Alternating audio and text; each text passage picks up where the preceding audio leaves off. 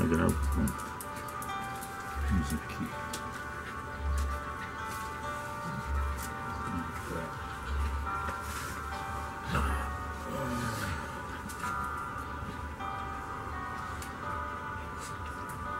Muito bem.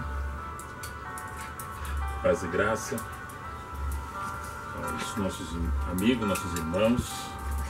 Como nós postamos ontem, falar sobre irmãos. E quando eu falo irmãos, não é só dentro do grupo da família dos consanguíneos. Quando eu falo irmão, eu falo irmã, eu falo irmão. E eu falo pessoas que estão dentro do ambiente e se comunicam chamando um ou outro de irmão. Dentro de um bom dia, boa tarde, a paz. Paz, irmão. Cumprimentos, saudações. Como é que foi o dia? Tudo bem? Tudo bem. E às vezes relativamente não está tudo bem, mas é um hábito de dizer que está tudo bem, e assim seja. Mesmo que se nós falássemos alguma coisa ao contrário, poderia sermos mais sinceros, mas ao mesmo tempo colocando em evidência algumas dificuldades que possa estar passando. E tem pessoas que não precisam saber, porque são coisas particulares. Então, evidenciar a vida somente talvez mais perto das pessoas que têm mais afinidade. Aí são os amigos. E tem um provérbio que diz que mais vale um amigo perto do que um parente distante. Então, a consanguinidade sobre relação de irmão, de parentesco, não é sobre só esse assunto que nós vamos falar. É dentro das relações entre pessoas, em grupos, que estão dentro de um ambiente, seja dentro de uma casa ou dentro de um sistema congregacional, que ali estão frequentando o ambiente de culto e adoração, e assim é para ser. E às vezes só tem um hábito de falar que chamam de irmãos, mas não tem aquela intimidade de amigo.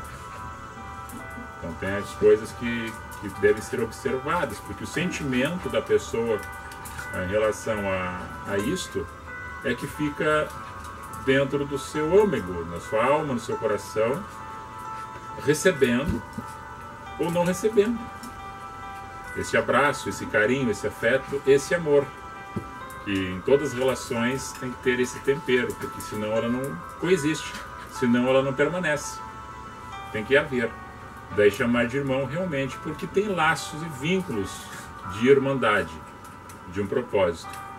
Eu posso amar, posso ser amado, mas ao mesmo tempo eu posso ver e alguém ver em mim que não sou uma pessoa boa aos olhos de quem me olha, mas mesmo assim pode continuar me amando, mas não amando as coisas que faço, porque as faço errado. Eu sou um intrigueiro, eu sou um fofoqueiro, eu sou um chavequeiro, eu sou um invejoso, eu sou um egoísta, vários problemas que a pessoa possui.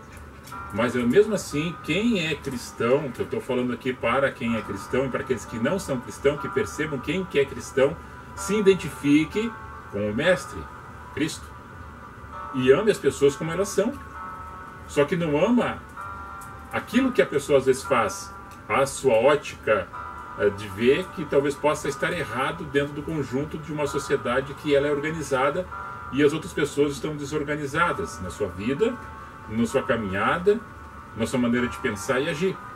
Então é basicamente por isso que às vezes certos irmãos consanguíneos ou irmãos de ambientes não se relacionam bem, porque automaticamente caminham em direções opostas e não há comunhão e não caminham junto dois que não concordam com a mesma opinião. Ou seja, eu posso discordar da tua opinião e caminhar junto contigo, desde que essa seja para construir uma melhor forma, que amanhã seja feito e realizado um projeto que nós estamos fazendo hoje, elaborando para que isso aconteça amanhã, mas que seja uma construção saudável, não de áspera, de rispidez, ou de afronta, ou de tropeço, ou de colocar laços para derrubar a outra pessoa. Que muitas pessoas tentam chegar num lugar, mas pisando sobre as outras, usando elas como degraus. E daí automaticamente tu vai cortando relacionamentos, tu vai quebrando amizades, destruindo a si e as outras pessoas, e no ambiente fica totalmente hostilizado, porque não há paz aonde você está, porque a paz principia de você para com o teu ente, com o teu próximo, que nós podemos chamar de irmão. Jesus Cristo chegou num momento e disse: olha, eu não chamo mais vocês de meus servos, porque eu os tenho como meus amigos. Em Provérbio 17, verso 17 diz: ama teu amigo constantemente e nas dificuldades nascerá um irmão. Então é nesse projeto, nessa circunstância da nossa vida, da nossa existência, que a gente tenta, de uma forma pacífica, construir o alicerce da nossa casa, da nossa vida espiritual. Porque nós temos sempre citado, e aqui em nossos encontros, que as relações entre pessoas por pensamentos diferentes, por opiniões diferentes, é difícil de uma pessoa entender a outra ou aceitar a outra, porque às vezes a opinião dela é contra a minha, ou a minha é contra a dela. E aí as pessoas ficam brigando, em vez de construir uma ideia formada para o bem comum. Mesmo que não seja um bem para mim, mas que seja o bem para o maior número de pessoas. E daí eu fico satisfeito porque as outras pessoas são contempladas como bem, porque eu faço conjunto desta sociedade, desta casa, dessa família, ou dessa congregação ao qual você está ali irmanado. E que assim seja, nesse vínculo de paz, de amor e de respeito. Então eu peço que o irmão Celso leia os dois versículos aí, ou as duas passagens que está para você, irmão. Então em Mateus, no capítulo 10, versículos 21 e 22. O irmão entregará à morte o irmão, e o pai o filho, e os filhos se levantarão contra os pais, e os matarão. E odiados de todos sereis, por causa do meu nome, mas aquele que perseverar até o fim será salvo. É um enunciado aí de uma passagem profética que Jesus está falando, de que haveria tempo, que já estava acontecendo naquele momento, que o nome de Cristo estava sendo difundido, estava sendo anunciado, estava sendo por os outros testemunhado, e chegando em alguns lugares, em algumas ocasiões, as pessoas estavam discutindo pelo nome dele, brigando entre si. E hoje você observa que existe grupos denominacionais ou famílias que dizem que são cristãs, ou outros que não são, que brigam por causa da existência espiritual de Cristo hoje, em cada vida, em cada lar, em cada coração, não entendendo que ele veio para trazer o amor. E aí no momento que ele diz, eu trouxe o amor, eu trouxe a paz, mas eu trouxe a espada também, porque haverá divisões, porque as pessoas não entendem, não compreendem ao aceitar o Cristo, e não aceitando o Cristo, aceitam algumas fábulas, alguns contos de homens que trouxeram outros que são o anátema, né? Que seja anátema, porque pregam um outro evangelho, não aquele que Cristo ensinou nos evangelhos a ser caminhado. E aí há discussões, e as pessoas se intrigam, e intrigados ficando, não há paz no ambiente. E daí falam de Cristo, falam de amor, não, estão falando contra o evangelho, porque não vivem o evangelho de Cristo. E daí hoje acontece isso. Pessoas se levantando uma contra a outra, grupos se levantando contra outro grupo, falando que aqui tem, lá não tem, assim aqui, lá é melhor, lá é pior.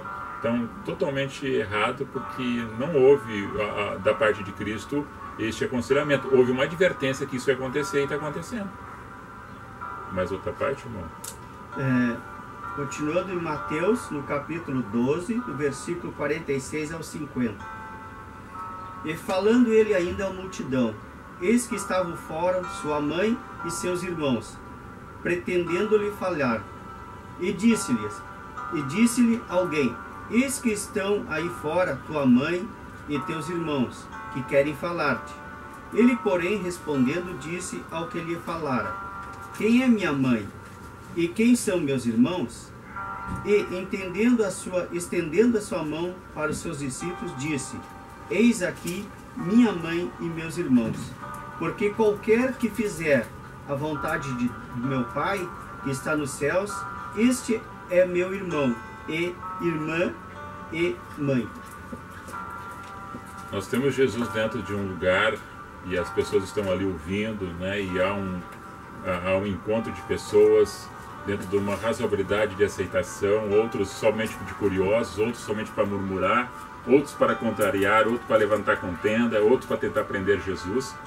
E aí, porque estava lotado o ambiente, o escrito diz, a família de Jesus, que ele era um homem Deus, homem na terra, filho de Maria, pela concepção do Espírito Santo, os irmãos dele, filho de Maria, estavam ali junto. E eu não vou entrar na questão teológica aqui para falar sobre parte dos versículos da Bíblia que relata sobre outros aspectos em relação à família. Vamos só sintetizar isso aqui para não ser extenso. Eles queriam falar com Jesus, queriam levar de volta para casa Jesus. E Jesus está fazendo o trabalho de evangelização pelo caminho por onde passava, encontrando pessoas nas suas carências, nas suas necessidades espirituais, curando o interior de muitas vidas, outras fisicamente também curando-as. E ele olha em volta e diz, olha, aquele que fazer a vontade de meu Pai, aquele que amar ao próximo como a si mesmo e Deus sobre todas as coisas, esse é o verdadeiro mandamento do amor. Esse é meu irmão, minha irmã, esse é minha mãe, esse é meu pai, esse faz parte da minha família. Esses que andam conforme eu estou ensinando, esse faz parte. Não está relacionado dentro do grupo de consanguinidade, mas sim na imagem que seria o físico, imagem e semelhança pelos atos. Que Deus criara o homem em sua imagem e semelhança. Então, imagem seria o aspecto físico e semelhança o aspecto espiritual. Seria chamado família quem andasse conforme Cristo estava ensinando. Esses serão chamados minha família. Meu pai, minha mãe, meu irmão e minha irmã. E no Evangelho de Marcos, capítulo 6, ele relata que aquele que é profeta, aquele que fala do amor, aquele que tem uma visão espiritual das coisas que estão acontecendo no momento ou que vai acontecer e lembra dos fatos que aconteceram e a história se repete, que esse que fala dessa forma, ele não é bem-vindo dentro da sua casa, dentro da comunidade onde ele reside, porque não é aceito, porque existe o quê? Existe uma tal chamada de coisa inveja, ciúmes e egoísmo da parte das pessoas. E a questão da inveja e dos ciúmes e do egoísmo são coisas ruins que está dentro do ser humano e eles deixam brotar isso de tal forma que destrói as relações. E quem faz alguma coisa de bem ou que fica na evidência de fazer o bem e produzir o bom fruto na caminhada, aqueles que não fazem querem viver a vida do outro não sabendo que ele tem a seguridade de fazer uma parte para ajudar a comunidade da maneira que ele pode, mas não tentar viver a vida do outro, mas cooperar com este na caminhada. Outro, ter ciúmes, querer ter as coisas dos outros, ou ter um ciúme possessivo de ter aquela pessoa de um amor de posse, e que aquela pessoa não pode ter relações com outras pessoas da conversa, das reuniões e do participar numa construção mais saudável dentro de casa ou na sociedade onde você vive. Então isso Jesus estava falando e as coisas estavam acontecendo naquele exato momento, como ainda acontece hoje. Você tem a tua passagem para ler? Evangelho de Marcos, capítulo 6, versículo 4. Jesus lhes dizia: não há profeta sem honra, senão na sua terra, entre os seus parentes e na sua casa. Isso eu já acabei de falar, né? Então tu pode ler o outro. Evangelho de João, capítulo 19, versículo 25 ao 27.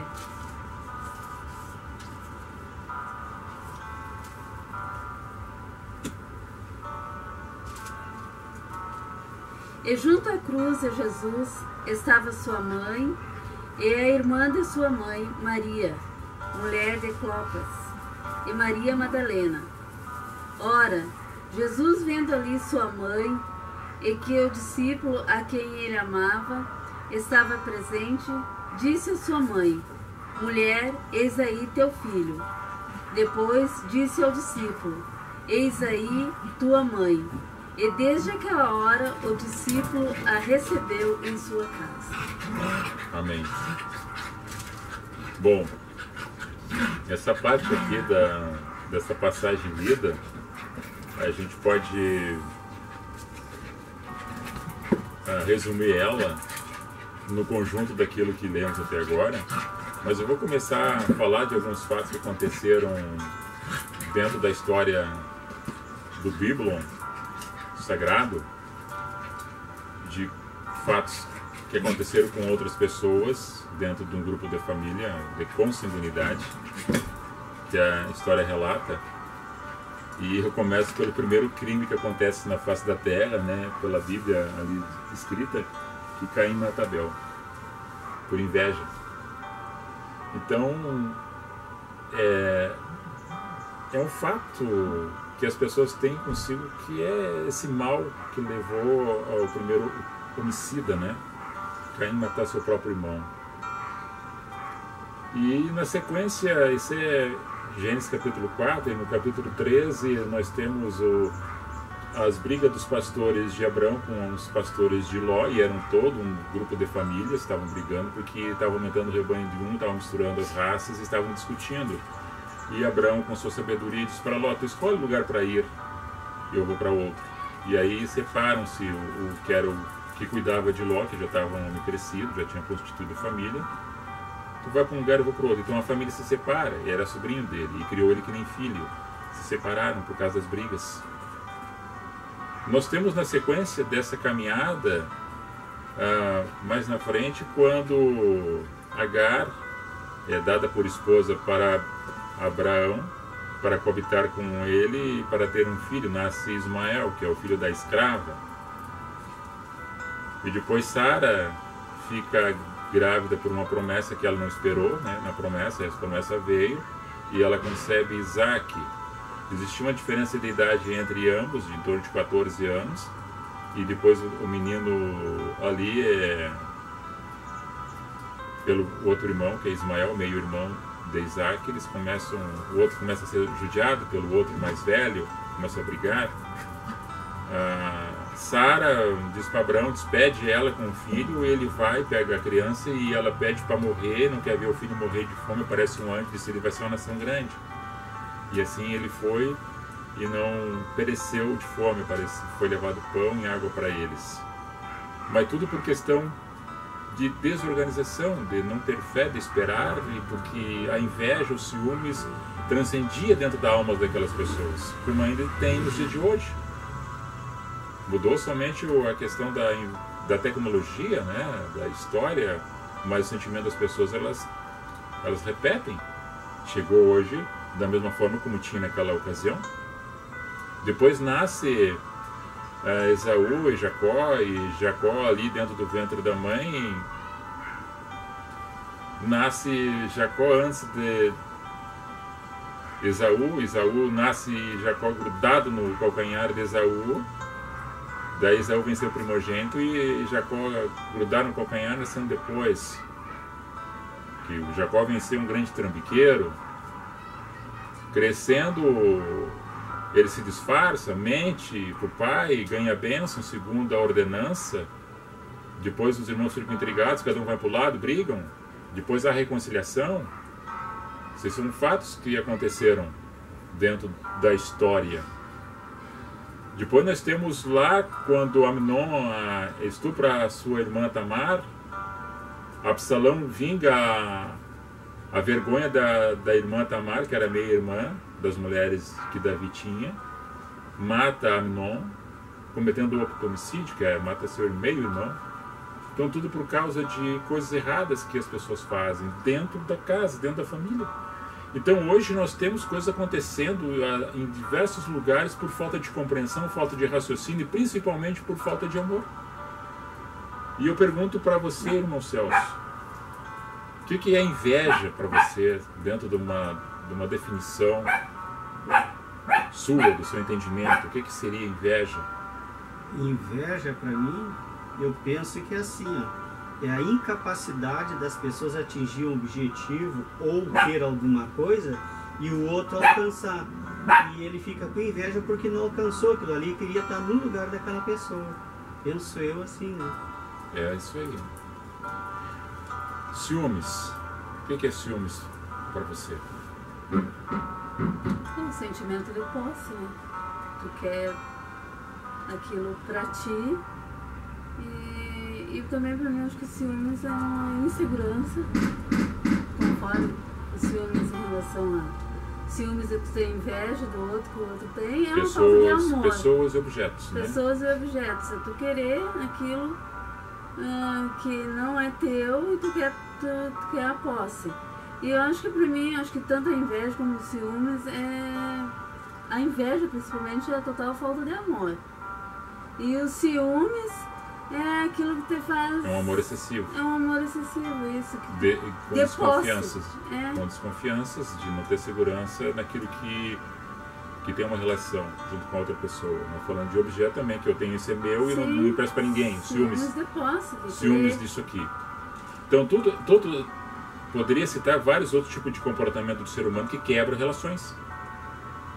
E dentro desse aspecto, a qual nessa última parte que você leu, e qual nós falamos aqui, das outras passagens, nós temos em Mateus 20, quando a mãe de Tiago e João, falando para o mestre: Senhor, quando tiveres o teu reino, conceda-nos que eu sente ao teu lado meus 2 filhos, um de cada lado, João e Tiago, quando tu tiveres no teu reino.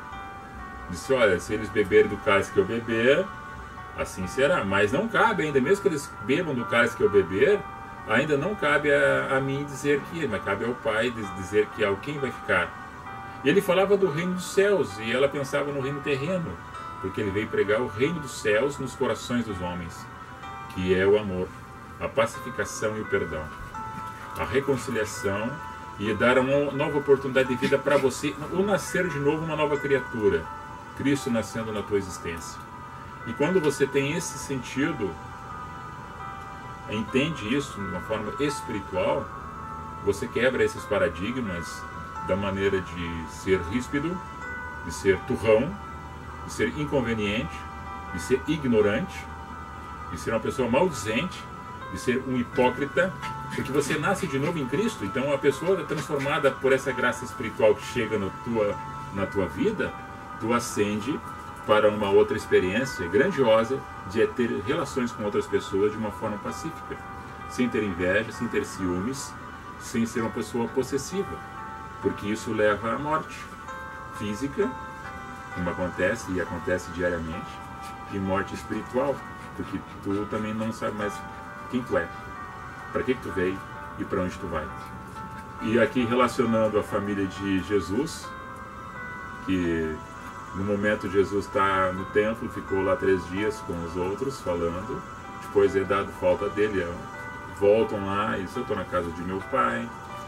Depois, quando ele sai para fazer o seu ministério ali perto do Mar da Galileia e nas outras cidades próximas, Cafarnaum, Betsaida, e pregando a boa nova, né, a notícia bonita, a notícia nova, pãozinho novo que vinha do céu, para as pessoas entenderem a sua parte na caminhada com ele, e assim alguns entenderam e outros não compreenderam, que os irmãos tinham inveja dele, os próprios irmãos da família, porque nós não vimos o relacionamento deles. Depois da morte de Cristo e da sua ressurreição, que começa a aparecer alguns andando no caminho de Cristo, depois da morte e ressurreição. Porque no pé da cruz ali, você citou o nome de algumas mulheres, e o único que é citado é João, que é aquele que é qual o mesmo João descreve, dizendo que aquele discípulo que ele amava, na verdade ele amava a todos, mas era o sentido que ele tinha, porque ele entendia o amor de Cristo, mais do que os outros, talvez. E ele estava ali, e estavam todos chorosos, e Jesus, ainda com pouco fôlego, ainda antes de entregar seu espírito, fala para a mãe que do lado dele estava o filho dela. E João, do teu lado está tua mãe. Ambos se abraçam e sejam uma família, mesmo que não tinha nada a ver um com o outro em relação à consanguinidade. Mas os outros todos não estavam ali. Todos haviam abandonado a ele. E essas pessoas que foram lidas aqui, Maria Madalena, Maria Cleopas, Maria Salomé, estavam ali nos pés, e João: eis a tua mãe. Mulher, eis o teu filho. Um acalenta o outro. Então, a palavra de hoje era essa, para que você tenha compreensão, entenda e reflita. Em Provérbios 17, ama o teu amigo constantemente, e nos momentos difíceis nascerá o irmão. Esse irmão verdadeiro, que você pode chamar de irmão, e dar o bom dia, boa tarde, ou dar a paz e a graça, ou a paz do Senhor, realmente sentindo aquilo que você fala, de dentro para fora, não somente numa aparência, ou não somente por um vício, por uma vaidade, ou por um costume ou um hábito colocado, por uma imposição, ou por um relacionamento que aquele que não deu a paz é porque não está com a paz. E aquele que receba a paz vai em paz. E aquele que tem a paz não seja um infortúnio para aquele outro que ainda não recebeu essa paz, mas mostra para os outros o teu comportamento, essa pacificação, para que as relações sejam mente firmadas nesse propósito, nessa caminhada, porque assim seja o bom tempero da tua vida, a começar dentro do teu lar, nas tuas relações que tu tens com teus amigos, com os teus irmãos em Cristo, e naqueles irmãos consanguíneos que nós temos. Que eu tenho uma irmã, a Rosélia, que mora em Porto Alegre, é minha irmã. Eu amo ela, e ela também me ama. E assim eu tenho vários outros irmãos que não são consanguíneos, e a gente tem um bom relacionamento de amizade e respeito, e harmonia e solidariedade. Nós temos muitas falhas e temos muito que aprender um com o outro, mas que a gente reflita e entenda que ninguém é perfeito. Perfeito é o Senhor e o Espírito Santo que nos moldoa para sermos aperfeiçoados em Cristo, de acordo com aquilo que a gente entende, com aquilo que a gente tem a percepção de sermos amigos e irmãos em todos os momentos, não somente nos momentos bons, mas também nos momentos difíceis, que daí aparece o verdadeiro irmão. Paz e graça a todos. Algum complemento? Não. Eu não quero complementar só uma coisa. Fale. Em relação aos ciúmes, né? Uhum. Porque tu sabe que eu sou ciumenta, né? Mas já fui mais. Mas isso não quer dizer que eu não tô no bico, viu? Tô no bico. Jesus tem me moldado pra não ser tão ciumenta. Mas eu tô no bico. Minha crespa. Então tá. Deus abençoe a todos. Paz e graça. Uma saudação aqui para a irmã Rosa, irmão José, e um abraço no coração de vocês, se não puder vir. Dona professora Deli, que bom o amor entre os irmãos. Um abraço, um beijo no seu coração, grande amiga, professora Deli Medeiros. Dona Escônigo também, Carla Silva, Carmen Egino, Feijó, Osmani Germano, um abraço, um beijo no teu coração, Osmani, Deus te abençoe. A Rochelle Fagundes, paz e graça, amada. Pedro Klippel Schwarzhaupt, parente aí. Lisiane Machman, Olic Neves, lá do Barreiro, do Morro Quente. Tem pessoas amigas aqui, pessoas de São Leopoldo, Gravataí, Cachoeirinha, Porto Alegre. Um abraço, um beijo no coração de vocês e até uma próxima oportunidade. Se você quiser um tema, bote ali no bate-papo. Não precisa evidenciar, a gente não, só se você quer que a gente evidencie aquele assunto, a gente cita o nome da pessoa. Se você não quer que a gente evidencie o assunto, a gente fica neutro, né, resguardado, somos pessoas éticas. E você coloca aí que a gente fala de acordo com o nosso conhecimento pequeno, para cooperar uns com os outros na nossa sociedade, na nossa comunidade, para que a gente viva mais em amor e fé, esperança e graça. Enesita Cunha também entrou. Um abraço e um beijo no coração. Até mais.